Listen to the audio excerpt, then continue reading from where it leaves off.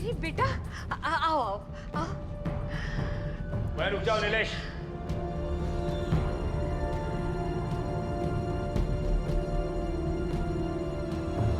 उस घर के दरवाजे तुम्हारे लिए आज से बंद।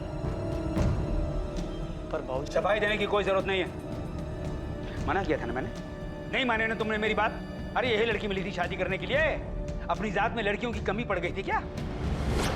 सुनिए, आशीर्वाद तो देने दो बच्चों को। कौशल्या, अगर तुमने इसके सर पर हाथ रखा तो मेरा मरा मुंह देखोगी। निकलो तुम लोग यहाँ से। अब हमारी चिता को आग लगाने में मत आना, समझे? तो खड़े देख क्या रहे हो? जाओ यहाँ से, जाओ, निकलो, जाओ। चलो कविता।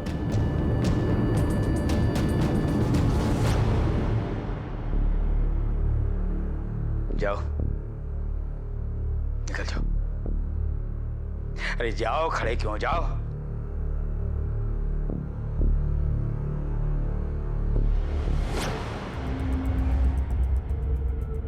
वकील साहब, और कितना समय लगेगा? अरे नीलेश जी, परेशान मत होइए, ये प्रोसेस बड़ा कॉम्प्लिकेटेड होता है। वकील साहब, समय हाथ से निकलता जा रहा है, अगर जल्दी कुछ किया नहीं तो। अरे नीलेश जी, चिंता मत कीजिए, ये जमीन जायदाद प्रॉपर्टी कहीं भागा थोड़ी जा रहा है, ये सब आपका ही हो। नंदलाल मिश्रा और उनकी पत्नी कौशल्या न जाने कितने तूफानों से गुजर रहे थे, अपने अंदर न जाने कितनी आग समेटे हुए थे, उन पर न जाने कितने गंभीर आरोप लगे थे।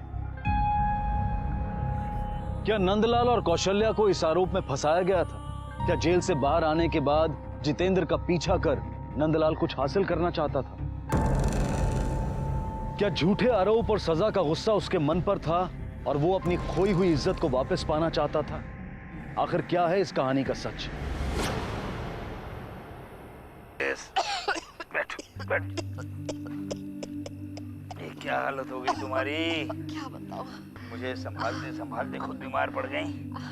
ये तुम कुछ खा लो, फिर दवाई देता हूँ मैं तुम्हें।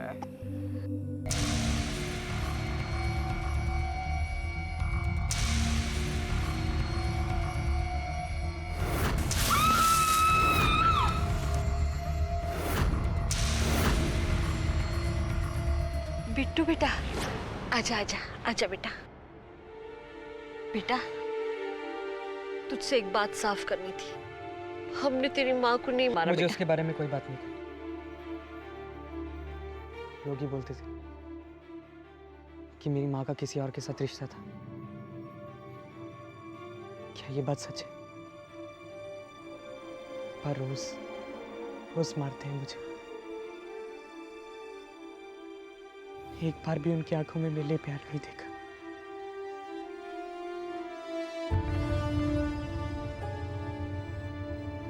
क्योंकि मैं उनका बेटा नहीं हूं ना। और वो तो संतेली माँ भी ले। एक चम्मच बस बेटा, बस एक चम्मच। हाँ, मैं नहीं खाऊंगा। क्या हो रहा है? देखिए ना, ये कुछ भी नहीं खाता। क्यों रे? अपनी माँ को तंग करने में बड़ा मजा आता है। ये मेरी माँ नहीं है। तुम्हें कौन को नीचे दिया है? कितना बदतमीज हो गया ये मेरी औलाद तो हो ही नहीं सकता। पकड़ो इसे। मुझसे एक बार भी नहीं पूछा कि बेटा तेरा स्कूल कैसा चल रहा है, मार्क्स कैसे आ रहे हैं तेरे। मतलब तो यही है ना कि मैं उनका खून नहीं। प्लीज प्लीज दादा दादी, प्लीज मुझे बता दो मैं किसके औलाद हूँ। दादी दादा प्लीज मुझे बता दो। दादी कुछ तो मत। कैसी बातें कर रहा है ये? देखो, पता है, मेरे दोस्त मोहल्ले वाले सब चिढ़ाते हैं मुझे। बोलते हैं तेरा बाप कौन है? क्या जवाब दूं मैं? अगर वो मेरा बाप नहीं है तो उसने मुझे घर पे क्यों रखा?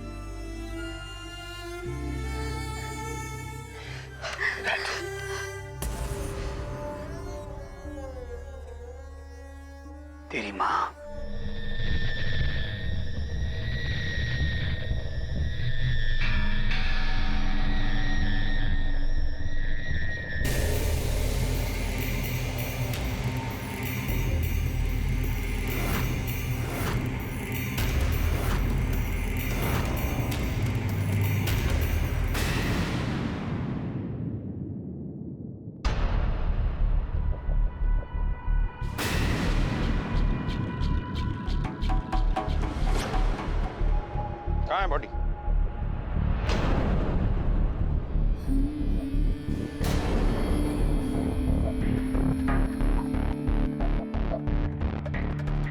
सर, मैं इनको जानता हूँ।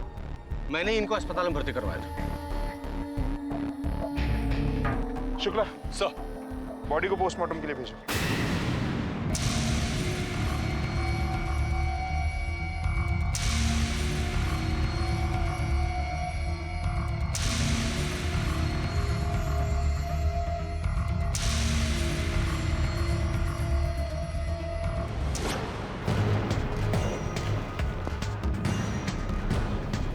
लो,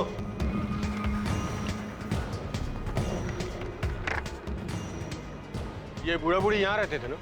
कहाँ गए?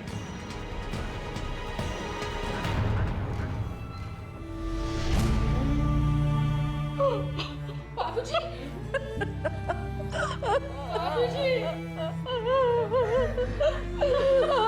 मारिए अपने आप को।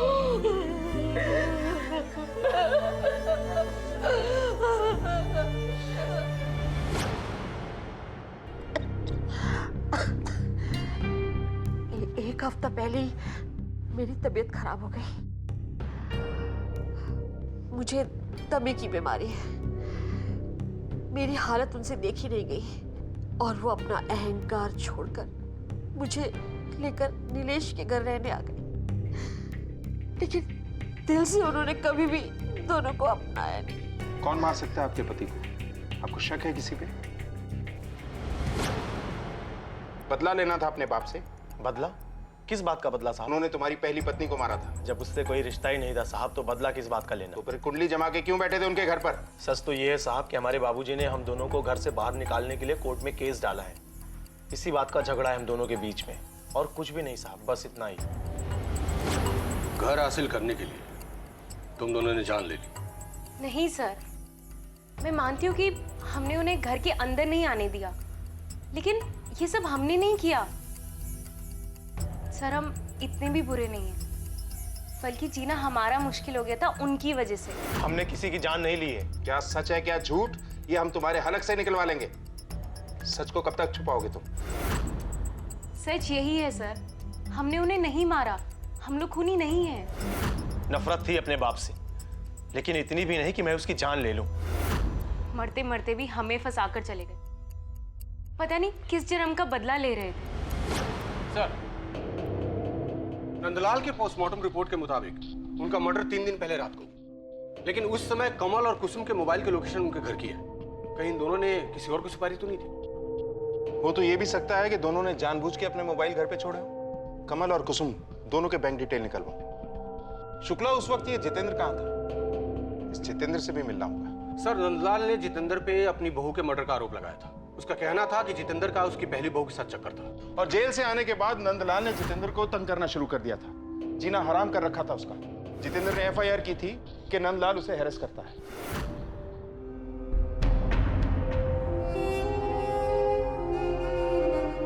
खूनी हत्यारा। भैया चाय देना। ऐसे चाय शुद्धि पापी आदमी है, खूनी हत्यारा। रुक, चलो भाई। अरे किसकी हत्या करवाने ले जा रहा है ये? पूछ तो लो इससे। हत्यारा है ये, अपने दोस्त तक को नहीं छोड़ा इसने। चलो भाई, कातिल है तू, कातिल। अरे बेटा, ये बच के खूनी कातिल जा रहा है ये जला के मार डालता है। बचो बचो, कातिल है, कातिल। ये मार देगा किसी को भी पकड़ के। जला के मारता ना तू लोगों को। आज तू जिंदा नहीं बचेगा। हत्यारा। अगर जितेंद्र को कुछ करना ही था तो वो पुलिस में रिपोर्ट क्यों करा था? Right sir. सर, 2 लोग और, नीलेश और कविता। कहीं इन दोनों ने तो मर्डर नहीं किया या फिर करवाया? क्यों? सर, बाप ने इतना बेइज्जत करके घर से निकाला, जायदाद से बेदखल कर दिया, फिर भी ये दोनों हस्बैंड वाइफ इतना प्यार जता रहे थे। आजकल के बेटा और बहू इतना करते हैं क्या? शुक्ला, कहीं ये प्रॉपर्टी का एंगल तो नहीं? पता करो। शुक्ला, इस केस में सभी शक के दायरे में। पिछली बार अगर नंदलाल को इंसाफ नहीं मिला तो इस बार हमें उसे इंसाफ दिलाना ही होगा। Right sir. चलो। अब पुलिस को विश्वास होने लगा था कि नंदलाल किसी से कुछ छीनने के लिए नहीं, बल्कि न्याय के लिए लड़ रहे थे, ताकि उन पर और उनकी पत्नी पर लगे दाग हट सके। लेकिन इंसाफ की नजर में उनकी बहू का केस क्लोज हो चुका था। अब सवाल यह था कि अगर उन्होंने सरिता की हत्या नहीं की थी तो फिर मुजरिम कौन था? और अब नंदलाल मिश्रा की हत्या भी हो चुकी थी तो पुलिस इस सोच में थी कि क्या इन दोनों हत्याओं का जिम्मेदार कोई एक ही इंसान था। लेकिन नंदलाल के खून की वजह क्या थी? क्या जितेंद्र का वाकई इन दोनों केसेस से कुछ लेना देना नहीं था?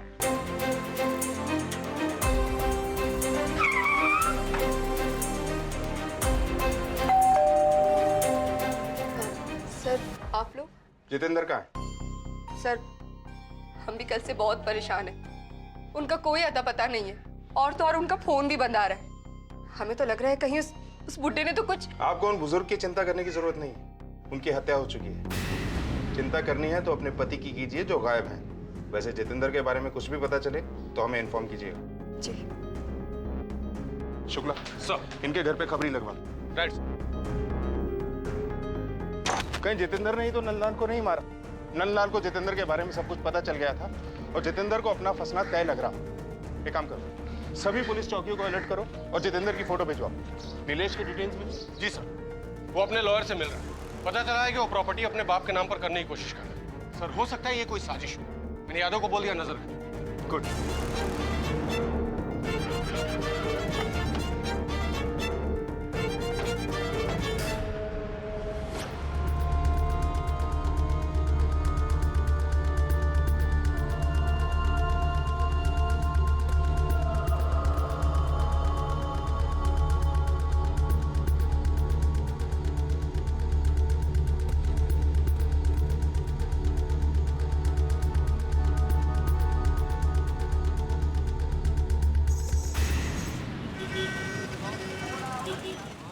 देखिए लड़के की कंडीशन बहुत सीरियस है। 60% जल चुका है, इसलिए फिलहाल कुछ कहना बहुत मुश्किल है। फिर भी हम ट्राई कर रहे हैं। एक्सक्यूज।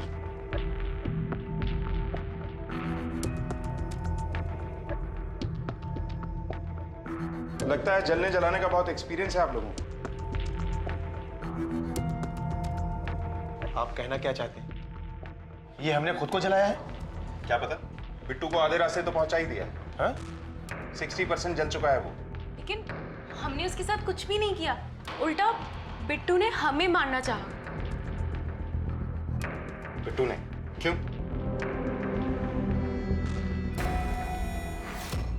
अरे यार क्या पार्टी थी, मुझे तो बिल्कुल सच में उसका डांस तो मतलब कमाल का। किसी किसी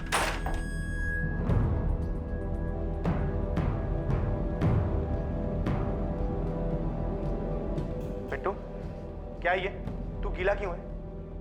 और ये केरोसिन की महक? तुम दोनों मरोगे मेरे साथ यहाँ पर। बिट्टू बेटा किसी बातें कर रहे हो? और ना ही इस आदमी का। तुम दोनों को पता चलेगा कि रोज रोज जलना कैसा। ये क्या कर रहे हो? छोड़ से, रुक जा। बिट्टू नहीं।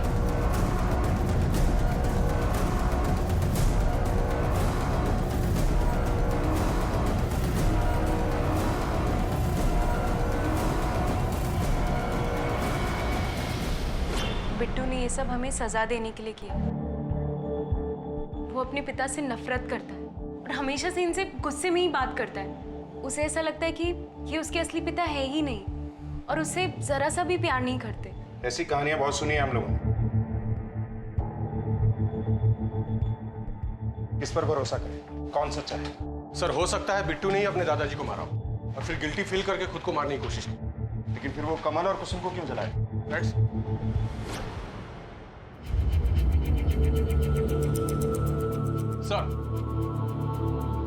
सर ये देखिए, पिछले 3 दिनों से कई घंटों तक बिट्टू और नंदलाल मिश्रा के फोन की लोकेशन सेम रही है।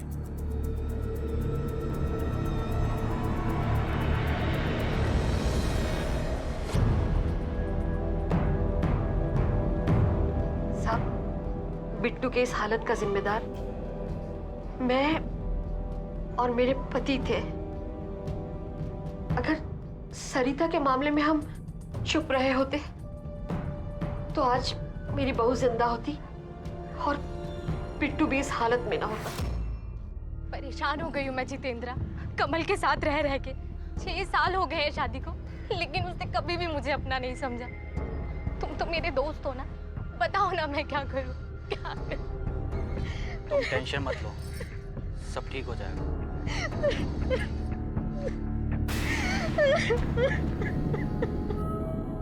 सब पता मुझे। ये चुप चुप कर मिलना, ये फोन पर बातें करना। अरे हमें तो लगा था अच्छे घर की लड़की हो, ऐसी घटिया हरकतें करने वाली चालू लड़की नहीं हो। पता नहीं किस मनहूस घड़ी में ये रिश्ता पक्का किया था हमने। बंद करो ये सब, वरना इसका अंजाम अच्छा नहीं होगा। बाबूजी आप गलत समझ रहे हैं। चुप। बाबूजी ऐसा कुछ भी नहीं है, मेरा यकीन कीजिए। ऐसा भी तो हो सकता है कि बिट्टू ने अपने दादा की हत्या की हो और उसके बाद खुद को मारने की कोशिश की हो। नहीं नहीं, ऐसा नहीं हो सकता। अभी कुछ दिन पहले की ही तो बात है। साले क्या बोला मेरी माँ के बारे में तूने? क्या बोला? बिट्टू बेटा बेटा हट, क्या कर रहे हो? हटिए बेटा, पीछे। बेटा, मैं छोड़ूंगा नहीं। मेरी बात सुन। बेटा तू रुक रुक। अपना कोई नहीं है। जा बेटा, छोड़ो मुझे। जा जा। किसी का रुकना बेटा, रुक रुक। मारना है ना मुझे, मार मुझे, मार। गालियां देना चाहता, मुझे गालियां दे। मैं तेरा गुनाहगार हूँ बेटा। उसने क्या किया? मैंने किया। मैंने सच को नहीं छुपाया ना, तो मेरे सच बोलने की वजह से तुझे सजा मिली है। गलती मेरी है, मैंने तेरे बारे में नहीं सोचा था। इस गलती की सजा दे मुझे। मार बेटा, मुझे मार, मार मुझे। क्या कर रहे हो दादाजी? मार मुझे, मार बेटा।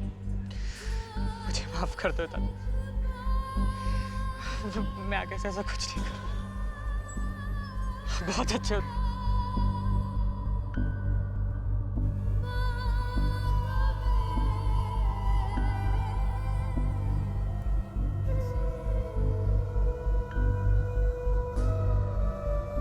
उसके बाद बिट्टू अपने दादू से अक्सर मिलता रहता था। दोनों एक दूसरे से बातें करते रहते थे। बहुत करीब आ गए थे दोनों। बहुत खुश थे वो लोग।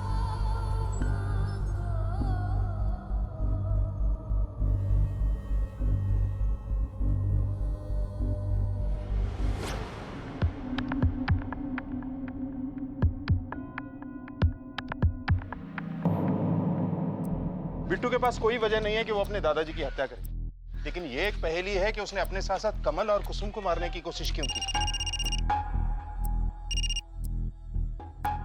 हाँ बोलो। ठीक है सर, जितेंद्र एक होटल में छुपा हुआ है। चलो।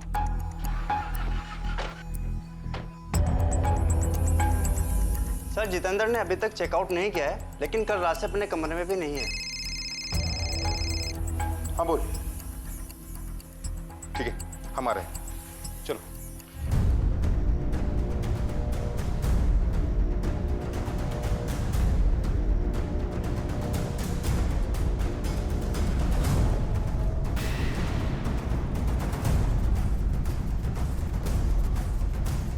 शुक्ला सर, पूरे एरिया के अच्छी तरह से छान मारो। सर।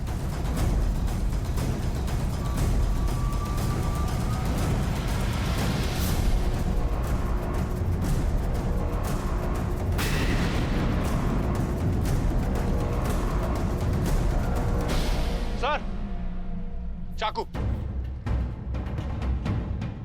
ये देखिए। शुक्ला सर, बॉडी को ऑटोप्सी के लिए भेज दो। मर्डर चाकू से हुआ है। सोचने वाली बात यह है कि नंदलाल का मर्डर भी चाकू के वार से ही हुआ था। खैर, इस चाकू के fingerprints मंगवाओ। Sir.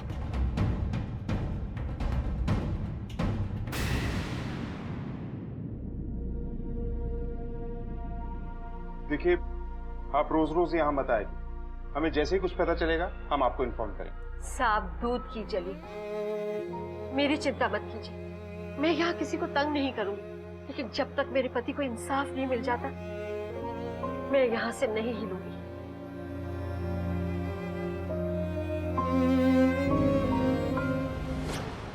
Sir, sir Jitendra का कत्ल जिस चाकू से हुआ वही चाकू नंदलाल को भी मारने के लिए यूज किया गया। ये देखिए, और उस चाकू पर जितेंद्र के उंगलियों के निशान मिले हैं। और सर, खबरी ने यह खबर दी कि कुछ दिन पहले जितेंद्र ने चाकू खरीदा।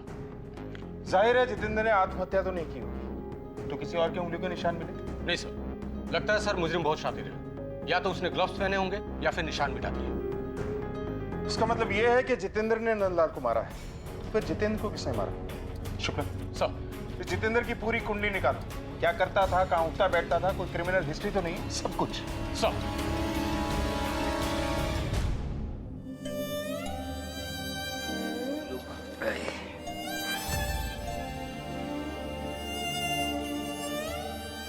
पुरानी बातों का बोझ लेकर कब तक जीते रहेंगे? नई शुरुआत क्यों नहीं करते? वो बात पुरानी कहाँ हुई कौशल्या? उस बात के बाद और कोई बात तो हुई नहीं हमारे जीवन में। उसी बात के बोझ तले तो दब कर जी रहे हैं हम।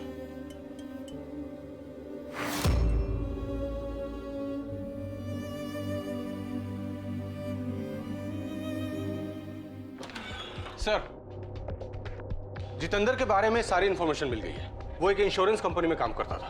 तो सर, चौंकाने वाली बात यह है कि उसकी सैलरी से कई गुना ज्यादा रकम रेगुलर उसके अकाउंट में जमा हुई।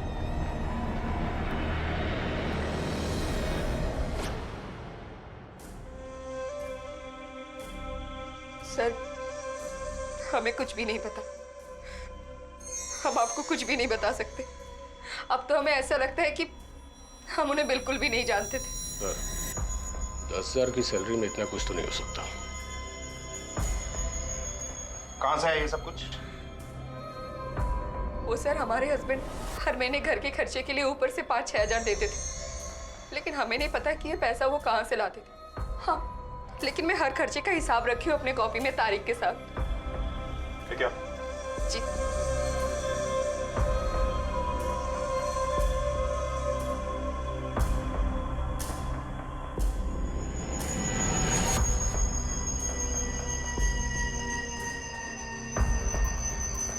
सर, हमारी शादी को 7 साल हो गए।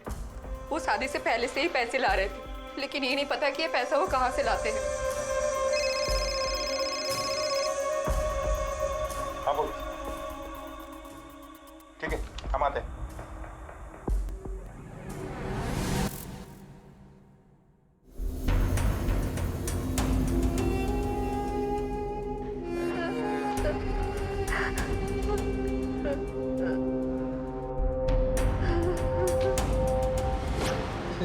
सर,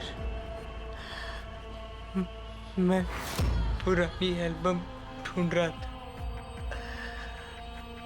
अपनी माँ की फोटो के लिए। तो तभी मुझे पापा और सौतेली माँ की कुछ फोटो मिली कॉलेज की। मैं तभी समझ गया था कि एक दूसरे को पहले से जानते। और सर, मैंने इनकी बातें सुन ली थी दादाजी के बारे में कि वो दादाजी को मारने वाले। कोशिश क्यों की? क्यों किया ये सब?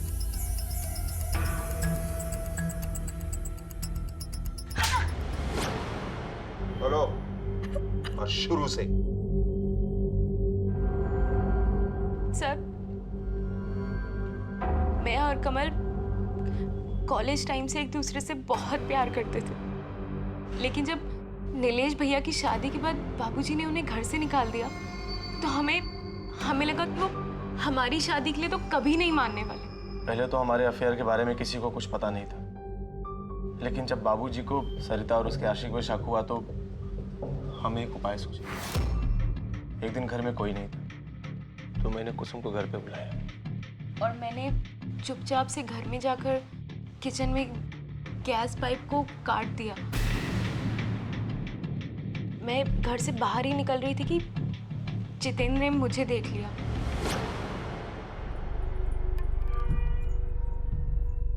आ गया हमारा राजा बेटा स्कूल से यार। चलो चलो, हाँ मम्मी। बेटा आप बैठो, मैं आपके लिए दूध लेकर आती हूँ। हाँ मम्मी नाश्ता लेके आती है तेरे लिए, है ना? 1 मिनट में जरा तेरा बैग रख दूँ।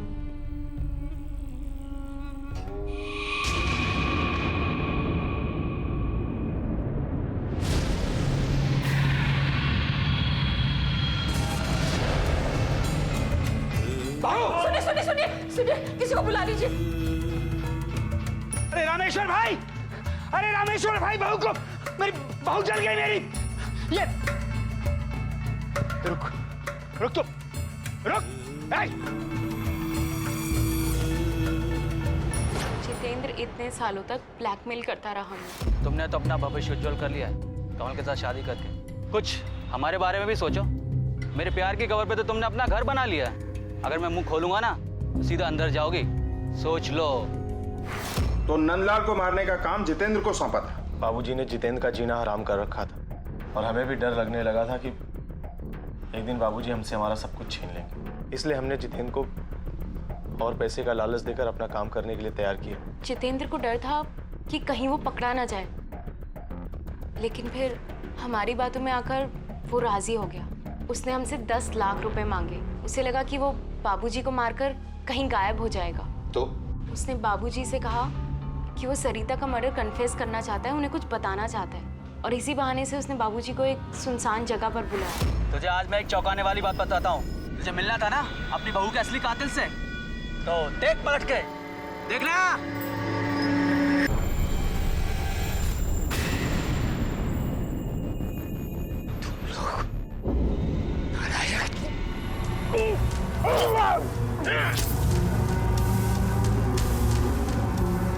तुम्हारा काम हो गया। जाओ मेरे 10 लाख रुपए। देते हैं? इतनी जल्दी क्या है 10 लाख की? 10 लाख में लाश को ठिकाने लगाना भी शामिल है। पहले लाश को ठिकाने लगाओ, फिर देते हैं ना 10 लाख। चलो उठाओ।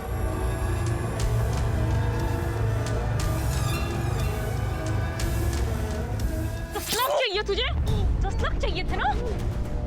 10 लाख ले और ले। चलो अभी ये दोनों लाश ठिकाने लगा।